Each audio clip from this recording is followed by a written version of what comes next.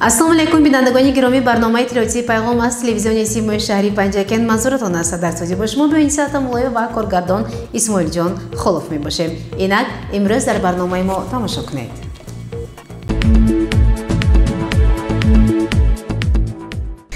اجلسی سیمی مجلس وکیلان خلق شهر دعوتی ششم در طولانی کلانی مقامات اجرایی حاکمیت دولتی شهر با اشتراک معاون یکم رئیس ولایت سوخت خال حیدر برگزار گردید. گزارش نخستین برنامه اطلاعاتی پیغام در همین باره. اجلاسی سیمی مجلس وکیلان خلق شهر پنجکن دعوتی ششم با سخن مقدمه رئیس شهر شفیعان اسلام زازاده و صدادان سرود ملی به کار خود آغاز بخشید. محترم وکیلان مجلس وکیلان خلق شهر محترم دعوت شدگان از 40 نفر وکیل مجلس وکیلان خلق شهر در اجلاسی دوم مجلس وکیلان خلق شهر دعوت ششم 36 نفر اشتراک دارند. 4 نفرشون با سبب‌های وجودناک حضور ندارند. اجلاسی سوم مجلس وکیلان خلق شهر پنجکن دعوت ششم را گشوده گفته اعلام کرد.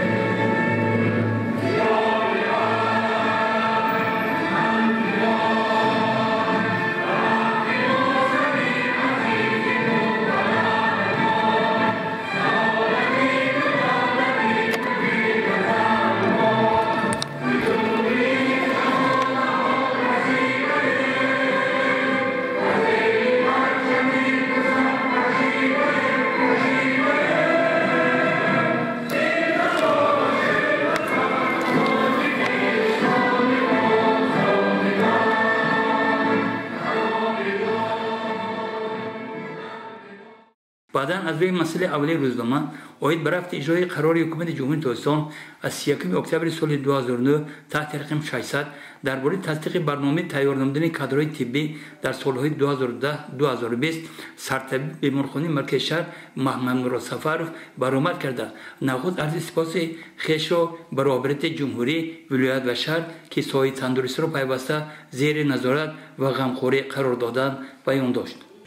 از فرصتی مناسب استفاده برده با اساس گزار صلح و وحدت ملی پیشوای معظم ملت پرزیدنت جمهوری تاجیکستان محترم امام علی رحمان، رئیس ولایت سوخت محترم رجب احمدزاده با وزیر تندرستی و حفظ اجتماعی اهالی جمهوری تاجیکستان عبدالله زاده جمال‌الدین برای دستگیری‌های پیوسته‌شان بهر رشد و نموی ساحه تندرستی مخصوصاً بنیاد بنای نوی بیمارخانه مرکزی شهر و تأمینات با تجهیزات‌های زمانه‌ای ساحه طب در شهر پنجکن عرض سپاس می‌نمایم. همزمان جهت کمک و دستگیری‌شان آید به پیشگیری بیماری‌های سیرتی کرونا ویروس می‌نداری صمیمی اظهار می‌دارم. ما طبیبان در نوبت خود بهر بلند برداشتن خدمت‌رسانی طبی به اهالی چاره‌های ضروری را بیاندیشیم. در اجلاس مورد محکمه قرار گرفتن مسئله ذکر شده گفت بعداً محمد مراد سفرov خود علاقه دلیل از همین توجه از همین غمخوری است. محترم وکیلان خلق، حاضرین گرامی، در اجلاس مجلس وکیلان خلق مورد بررسی قرار گرفتن رفت اجرای قرار حکومت جمهوری تاجیکستان درباره تصدیق برنامه تیار نمودن کادرهای طبی در سالهای 2020 2010-2020 از توجه بی‌واسطه حکومتی مملکت در ساحه تندرستی طلب می‌دهد. جهت اجرای قرار مذکور از طرف کارمندان ساحه تندرستی یک قطار کارها به انجام رسانده شد. در مؤسسه طبابتی و پروفیلاکتیکی شهر دیهات پنجکن 412 نفر طبیبان از جمله 111 نفر زنها نشان داد به 10,000 اهالی 14 از دست و 1399 نفر کارمندان میانه طب از آن جمله 1244 نفر زنها فعالیت میبرند که این نشان داد به 10,000 اهالی 50 از 17 راست میآید. سپس معاون یکم رئیس ولایت سوخت خال حیدر بعضی ایرادهای خویش را جهت اجرای برنامه مذکور دولتی بیان داشته و مورد تاکید داشت که تا اجرای مهلت برنامه کم وقت مانده باشد هم ولی بسیار بندهای آن اجرا نشده است وکیل مجلس شهری از حوزه انتخاباتی رواد شاهرخ شریفوف در سخنرانی خویش تامین بندهای برنامه مذکور را وظیفه جانی مسئولان ساحه طب هم در شهر و هم در دهها دانست. از روی مسئله دوم روزنامه حسابات کمیسیون دومی مجلس وکیلان خلق شهر اوید به مسائل علم، معارف، فرهنگ، سیاسی جوانان، حفظ اجتماعی، صحتی عامه، حفظ طبیعت، مسائل اویله و زنان رئیس این کمیسیون شاهد مکمل‌زاده اخبارات داد. سپس حاضرین حسابات وکیل مجلس وکیلان خلق شهر از حوزه انتخاباتی لب چشمه رقم 3 پروینه تاشوی را اوید به فوری وکیله شنیدند. در خاتمه اجلاس چند قرارهای رئیس شهر محاکمه و تصدیق کرده شدند. اجلاس با چند اندیشه های رئیس شهر اسلام زیادزاده علاقمند به مسئله محاکمه شده و صدا دادن سرود ملی و کار خود حسین انجام بخشید.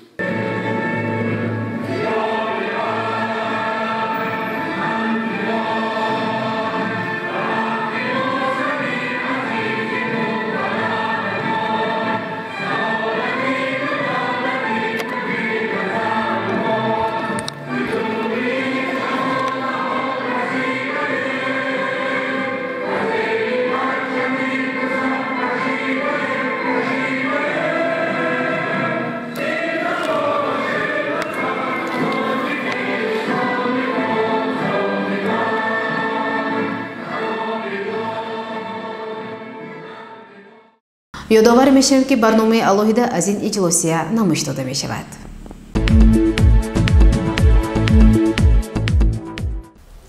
хоҷагии халқи шаҳру деҳотии Панҷакент дар зарфи 9 моҳи соли 2020 чӣ дастовардҳо дошт, кадом камбудиҳо бояд мавриди таваҷҷӯҳ ва ислоҳ қарор гиранд? Дар маҷлиси фаъолон бо иштироки муовини якуми раиси вилояти суғд Хол Ҳайдар дар ҳамин хусус сухан рафт. таваҷҷӯҳ намоед.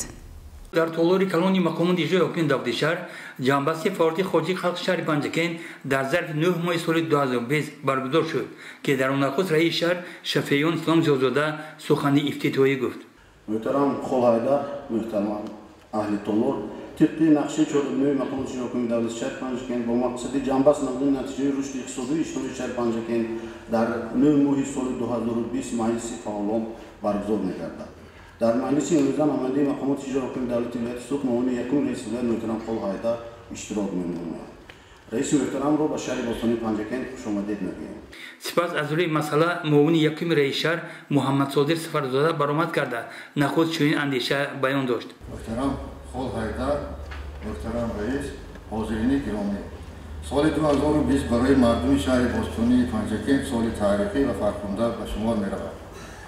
زیرا در اساس فرمان پرزیدنت جمهوری تاجیکستان سنه 12 سپتامبر سال روان تنتنه‌های ادامه جشن تاریخی و فرخنده 5500 سالگی شهر قدیمی سراسب با اشتراک اساسگزار صلح و وحدت ملی پیشوای ملت پرزیدنت جمهوری تاجیکستان محترم امامعلی رحمان با شکر و شفامت خاصه تجلیل گردید. در ادامه موردچه ساحه‌های مختلف خارجی خلق شهری پنجکین را در ظرف 9 ماه با دلایل مشخص تحلیل کرده نخست توجه به ساحه کشاورزی کرد. کشاورزی ساحه اساسی خارجی خلق به شمار می‌رود. در 9 ماه سال 2020 حجم محصولات عمومی کشاورزی در همه شکل‌های خارجی‌داری شهر 861 میلیون و 37 هزار سامانی را در بر می‌گیرد که نسبت همین دوره سال گذشته 108.5% را تشکیل می‌دهد. از جمله به ساحه رستنی پروری 751 میلیون و 759 هزار سامانی و ساحه چارواداری 109 میلیون و 277 هزار سامانی راست می‌آید. موافق معلومات‌های آماری در خواجگی‌های کشاورزی به میدان 15380 هکتار کشت بهاری زراعت‌های کشاورزی گذرانیده شده است که 110% اجرای نقشه را تشکیل می‌نماید. همچنین با مقصد ثمرناک استفاده بردن زمین و افزون نمودن حجم استحصال محصولات کشاورزی مساعدت نمودن به تامین امنیت اضافه‌واری سال جاری از طریق خواجگی‌های کشاورزی در میدان 2220 هکتار کشت تکراری زراعت‌ها گذرانیده شده است که نسبت سال گذشته 84 هکتار زیاد می‌باشد. سپس ساحه صنعت، فروش برق و قرض اداری تشکیلات در این سمت، آمادگی به فصل زمستان، برای خدمت اهالی و فاند منزل، کارهای آبادانی سازندگی، فعالیت ساحه فرهنگ، معارف، تندرستی و غیره تحلیل گردیدند.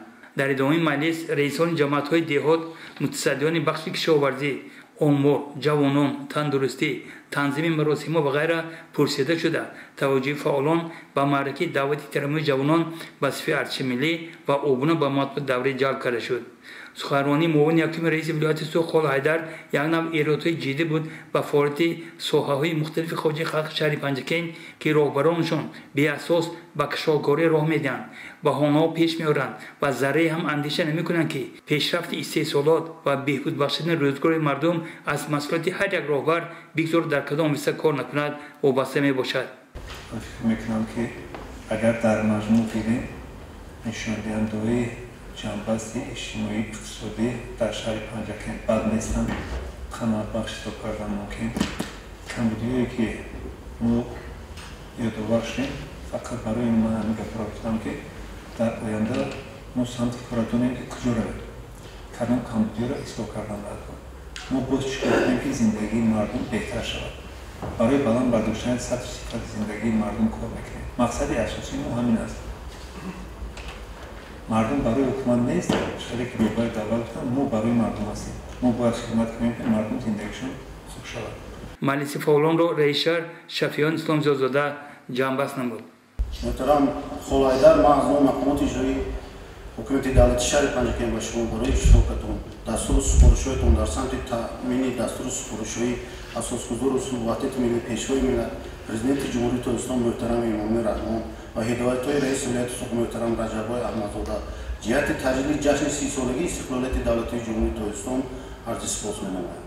شما را باور می‌کنم که مردم شهر دیهاتی پنجکین اقدام‌های سازنده و بنیادکارانه پیشوای معظم ملت را همه‌طرفه جانبداری می‌نمایند و بهر شکوفایی و آباد و زیبا نمودن کشورمان چاره‌های ضروری اندیشیده سنه فرخنده ملت 30 سالگی استقلالیت دولتی جمهوری اسلامی را با شکوه شهامت خاصه تجلیل می‌نمایند.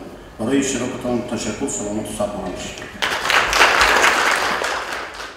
намоиши гузориши алоҳида аз маҷлиси фаъолони шаҳру деҳотии панҷакент дар назар аст.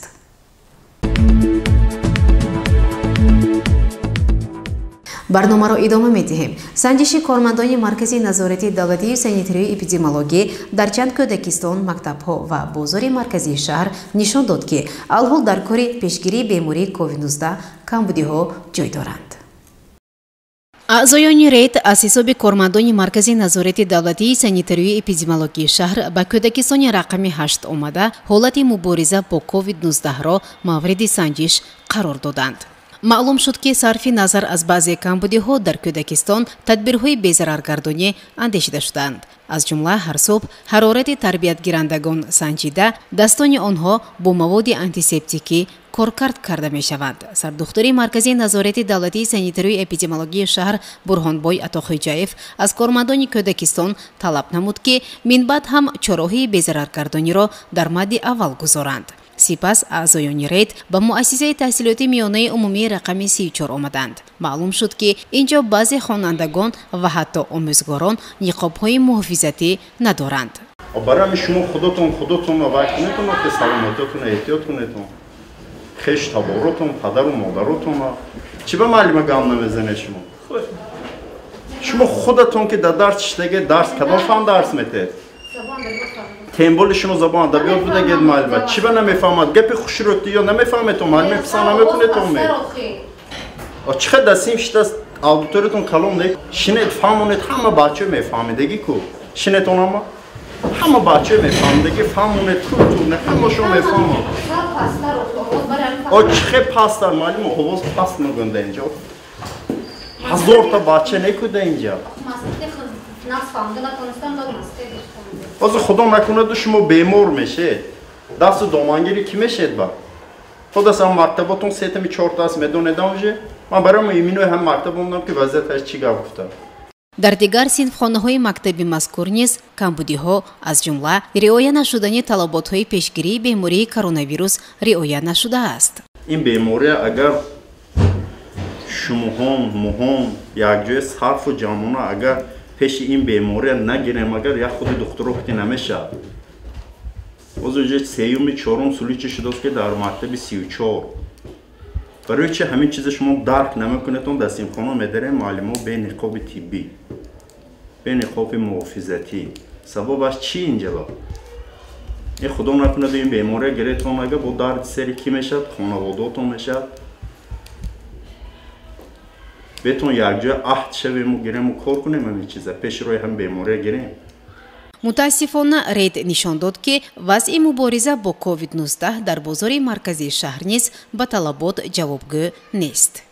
عموما سنجش نشان داد که در بعضی مؤسسه‌های تعلیمی واقعا هم کووید 19 را سهل پنداشتند و گمان هم نمی کنند که این حالت با عاقبت‌های ناگوار رسانیدنش ممکن است. ما اتفاقی با همبای سر دکتر مرکز نظر دولت سنتر اقداماتی شهر پنجکه می باشم. من امروز ما تصمیم گرفتیم که در یک چند مؤسسه تعلیمی تا مکتبی و مؤسسه تعلیمی دیدن نمودیم و چنین کامبیوتی آشکار گردید در مؤسسه تعلیمی یعنی مکتبی مؤسسه تعلیمی 34 دیدن نمودیم که خوانندگان در آنجا چنین کامبیوتی آشکار کرده شد که خوانندگان و آموزگاران در وقتی درسی و درس مشغول بودند یعنی به نقاب طبی محافظتی درس داده بودند و با آنها وارد این بیماری کرونا ویروس که امروز در تمام جهان را فرا گرفته است و تشویش است با آنها کارهای فرماندهی گذرانیده شده. با مقصد بهتر نمودن تربیت حربی و تندرستی در شهرمان با اقدام صاحبکاران تدبیرها اندیشیده می‌شوند. تفصیلات بیشتر در گزارش دیگری برنامه ما.